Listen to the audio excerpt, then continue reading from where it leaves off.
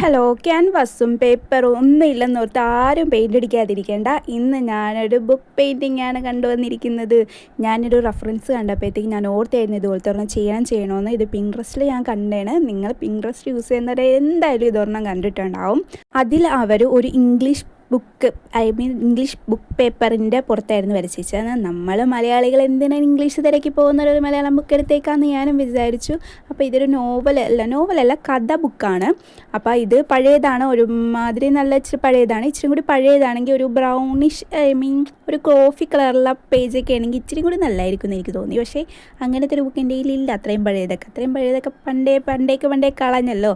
അപ്പോൾ ഇപ്പോൾ വെക്കേഷൻ ആയതുകൊണ്ട് നിങ്ങളുടെ ടെക്സ്റ്റ് ബുക്കൊക്കെ ഇരിപ്പുണ്ടെങ്കിൽ ഒന്ന് ഇതൊക്കെ ചെയ്ത് നോക്കണേ, നല്ലതായിരിക്കും. ജയിക്കുമെന്ന് ഉറപ്പുള്ളവർ മാത്രം ചെയ്ത് നോക്കുക. ഇനിയും പഠിക്കണ്ട എന്നുള്ളവർ മാത്രം. ഓക്കെ, അപ്പോൾ അവരൊക്കെ ഇതൊന്ന് ചെയ്ത് നോക്കിയാൽ നല്ല രസമായിരിക്കും. നമ്മുടെ ബുക്ക് കാണാൻ തന്നെ ഒരു എസ്തറ്റിക് ലുക്കായിരിക്കും. എനിക്കിത് കണ്ടപ്പോഴത്തേന് ഭയങ്കര ഇഷ്ടപ്പെട്ടു കേട്ടോ. ഞാൻ ഓർത്തില്ല ഇത്രയും ഭംഗി വരുമെന്ന് കേട്ടോ. സത്യമായിട്ട് ഓർത്തില്ല. ഞാൻ ജസ്റ്റ് ഒന്ന് അതുപോലെ ഒന്ന് ചെയ്ത് നോക്കാം എന്നോർത്ത് തന്നെയാണ് ചെയ്തത്.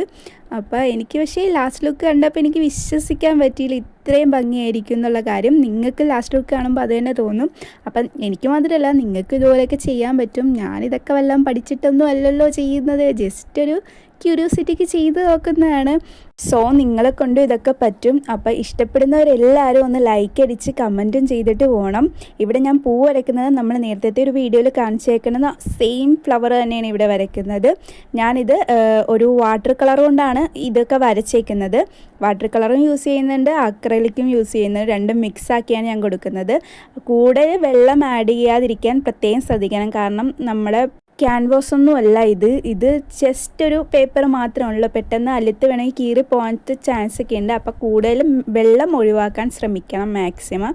അപ്പോൾ ഇതാണ് ലാസ്റ്റ് മുക്കളെ ലുക്ക്. നോക്ക് നല്ല ഭംഗിയില്ലേ കാണാൻ. എനിക്ക് ഭയങ്കരമായിട്ട് ഇഷ്ടപ്പെട്ട്. അപ്പോൾ ഞാൻ ഓർത്ത് ഇതിങ്ങനെ നമ്മുടെ ഡെസ്കിലൊക്കെ ഇങ്ങനെ നിവർത്തി വെക്കാം, നല്ല ഭംഗിയായിരിക്കും.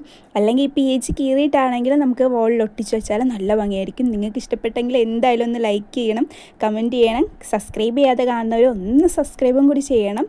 അപ്പം ഓക്കെ, ബായ്. അടുത്തൊരു അടിപൊളി വീഡിയോയിലിട്ട് കാണാം. ബൈ.